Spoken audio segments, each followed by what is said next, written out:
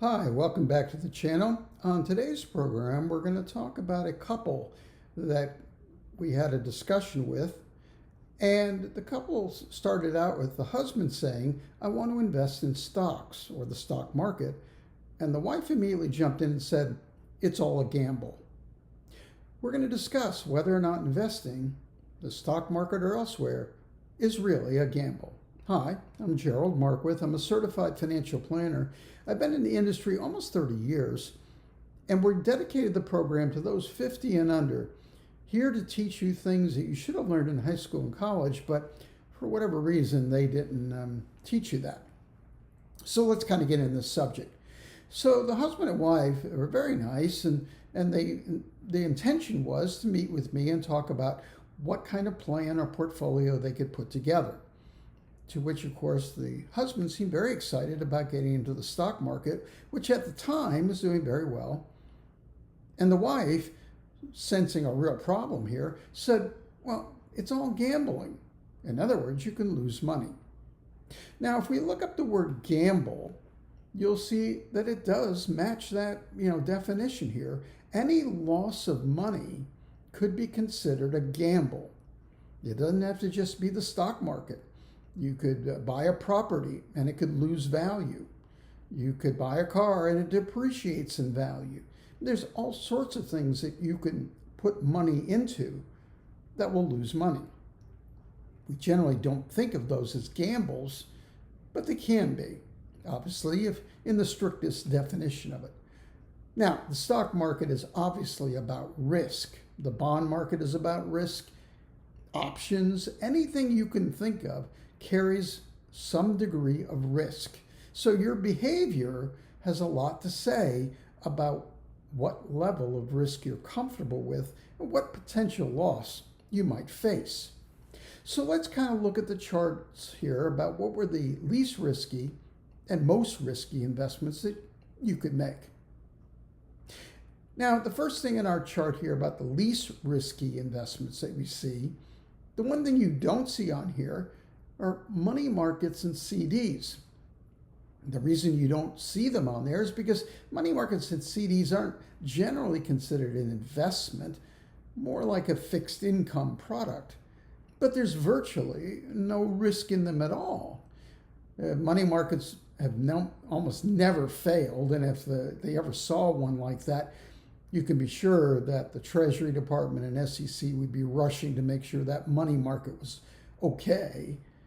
The same thing with CDs. Banks are back up everything by FDIC up to a certain level. So there isn't really much potential at all of losing money. So you might say it's not a gamble at all. However, in those fixed products, money markets and CDs, you don't see the hidden risk of loss of purchasing power, of not keeping up with inflation, and not growing your money in the way that you want. So it really is some risk to being in what we think of as having no risk. The first thing to look at here in our least risky investments is a broad market ETF or index fund. Now, these invest in many different stocks within the indexes. And because they're broadly diversified, you tend to benefit from that. There's less risk with more securities involved. If we just look at, say, the S&P 500, we see that it's averaged about 10% a year over long periods of time. Now, keep in mind, again, it doesn't mean you're guaranteed to get 10% every year. It just says that over long periods of time, the rate of return has been about 10%, which is certainly a very good number to hit. The second on our list here, dividend-paying stocks. Well, blue chips generally do this. They pay a dividend back to their shareholders, usually quarterly. Now, the reason they're able to do that, of course, is they have profits and they're able to give you that money back, or some portion of it, in the form of a dividend. That helps protect the stock price somewhat from a decline. Not totally, but certainly something that you might want to think about. Preferred stocks, or ETFs there. The preferred stocks are considered safer than a common stock. They have a higher claim on any assets of the company. The company can declare a preferred stock usually at a pretty decent interest rate, roughly say 5%, some more, some less. But preferred stocks generally don't move much in the way of price. They may be affected a bit by interest rates in general, but preferred stocks are considered less risky. Covered calls. Here we're getting into something like option trading, where you own a stock, say at $10 a share, and you decide that you're willing to sell a call option, say at $15 a share. When you sell the call, you pocket the money, the premium. Say the premium, and we're just guessing here, let's say the premium was $100. So you get $100 for having sold the call. So long as your stock stays below $15 a share, you're fine. You get to keep the $100. If it should go higher, though, you run the risk of getting the stock called away from you. Yes, you still keep your $100, but now the stock itself is going to be taken out of your account and given to someone else. Likewise, you can look at different kinds of puts, protective puts and cash secured puts. Puts are options where you're expecting the price of a stock to go down in value, not up. And again, this is to protect the downside of your investments. Sometimes you can buy these sort of puts and nothing happens at all. And maybe if you're just doing a protected put, you might lose all of the money in your option, but you bought insurance for that. So all of these are considered less risky investments.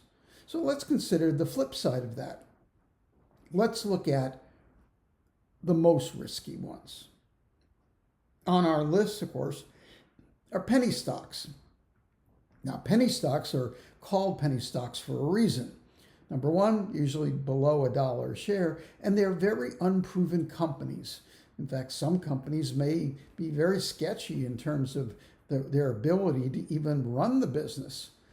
Now, it's true, you can buy thousands and thousands of shares of these penny stocks, and if the stock went up to $10 or $20 a share, yes, you stand to make a lot of money. But the risks are very, very high against penny stocks. It takes a long time to have them move up, and the risk is that they will go down. Obviously, there are many people out there that will promote a penny stock and tell you that this company is going to double, triple, or whatever in size. But just be aware, this is a very risky sort of investment. Short selling a stock.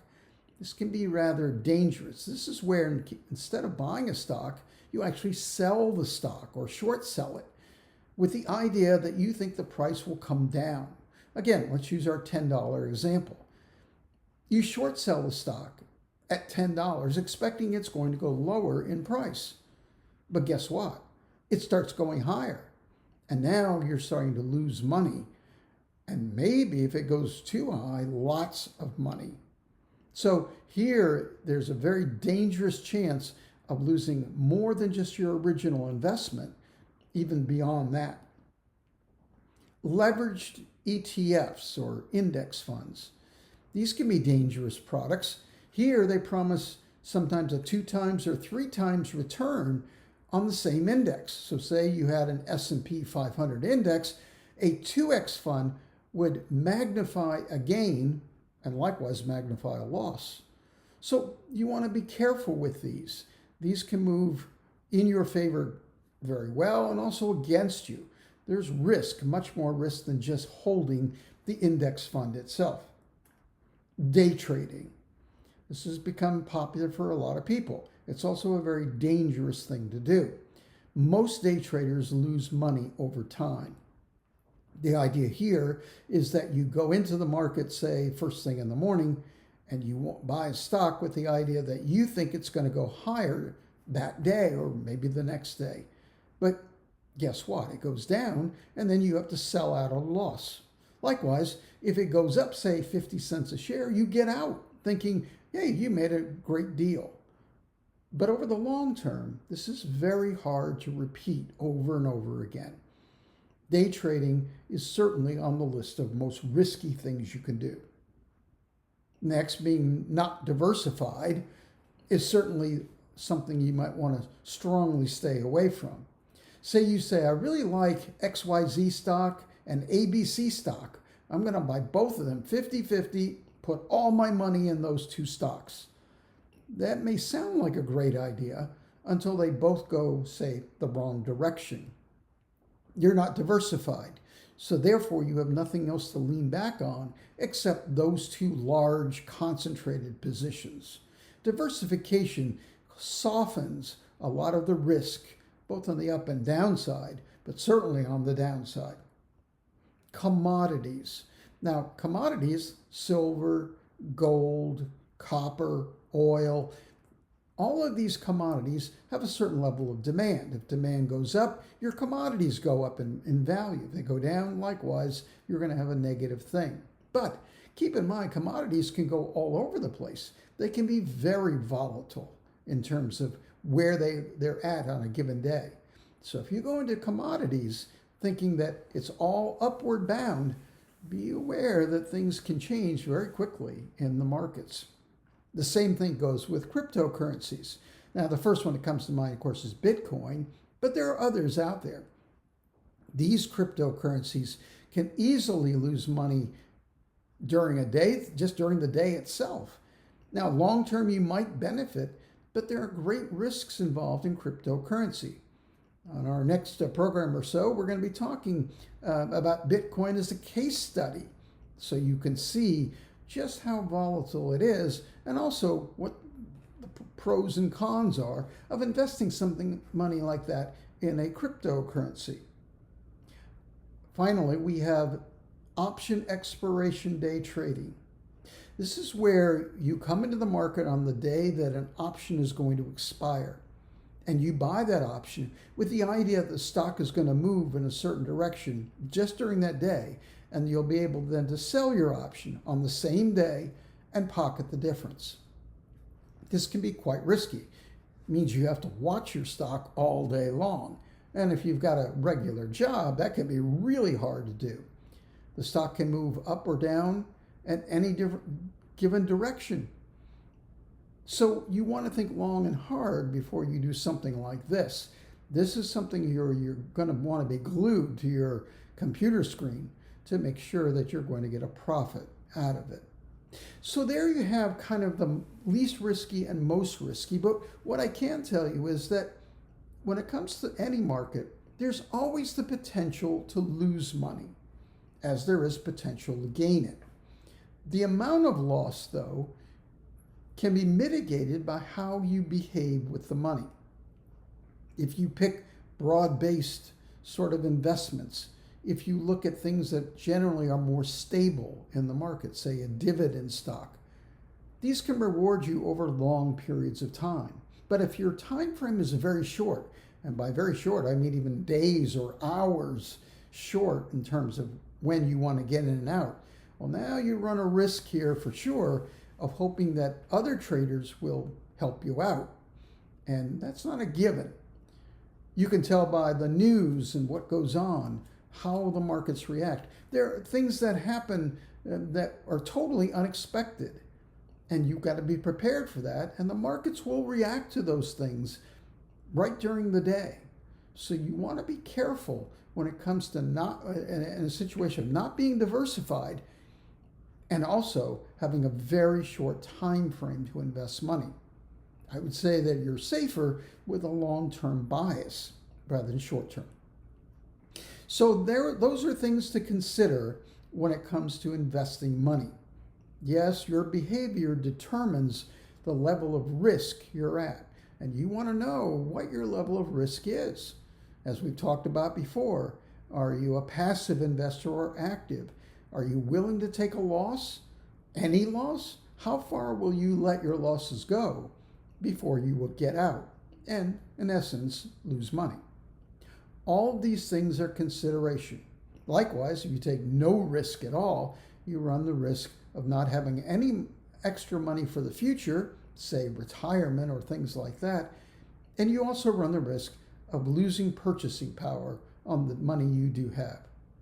So I hope you benefited from this. I hope you like and subscribe to the channel and share it with others and leave some comments if you will.